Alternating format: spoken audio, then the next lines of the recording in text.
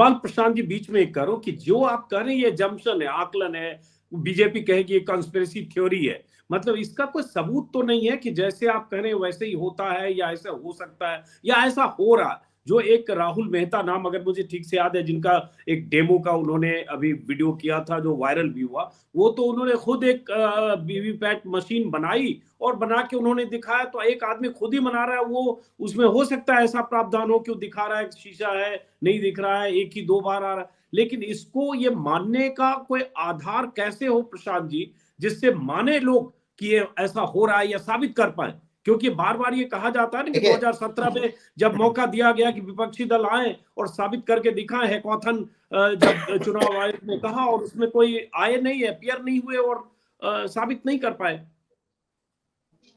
देखिए, अब तो बहुत लगातार विपक्ष समय मांग रहा है और कह रहा है कि आप अपना हार्डवेयर और सॉफ्टवेयर जो आप यूज कर रहे हैं ईवीएम वीवीपैट कंट्रोल यूनिट में, ये हमको दिखा दीजिए कि हम देख सकें कि किस तरह का हार्डवेयर सॉफ्टवेयर है, उसमें किस तरह से क्या किया जा सकता है।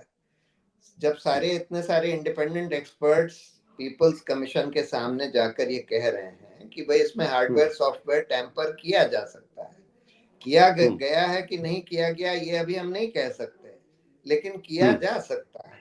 और जब इतने लोगों को इस पर शंका है और सारा विपक्ष ये कह रहा है कि भाई आप जो पेपर प्रिंट हो रहा है वो हाथ में दे दीजिए और बैलेट बॉक्स में डलवा दीजिए, तो और उस बैलेट बॉक्स के पेपर्स काउंट कर लीजिए, इसमें क्या दिक्कत है? जब जब पूरा देश के लोकतंत्र का सवाल है कि भाई लोकतंत्र कहीं हैक तो नहीं किया जा रहा और इतने लोगों को शंका है, तो इसमें क्या दिक्कत है?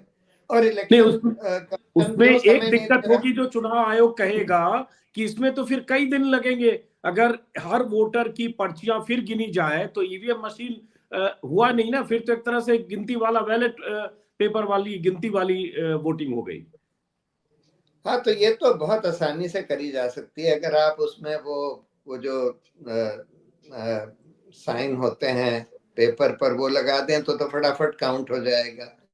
जैसे किसी आप दुकान में जाते हैं तो वो स्कैन करके उसमें एक बार्स लगे होते हैं ना, बार कोड अगर आप लगा दें तो बार कोड से तो धड़ाधड़ स्कैन होकर पता लग जाएगा।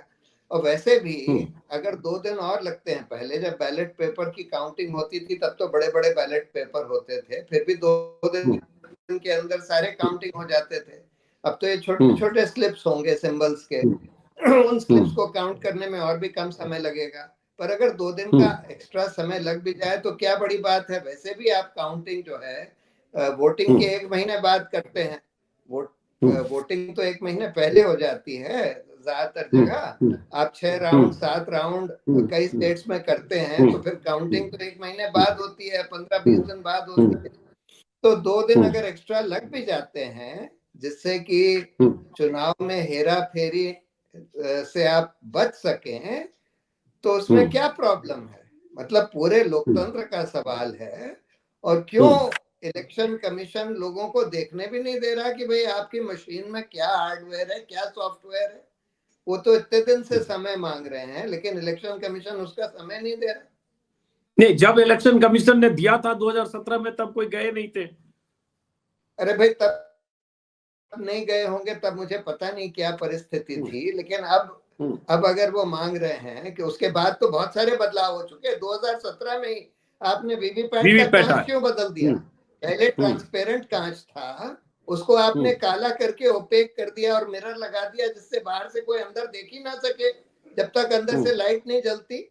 और जब वो लाइट बुझती है 7 सेकंड के बाद बंद हो जाती है, उसके बाद उसके अंदर क्या होता है कोई किसी को पता ही नहीं है।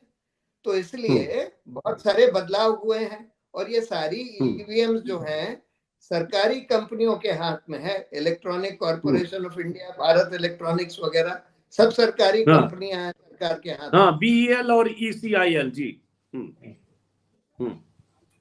जी हाँ जी।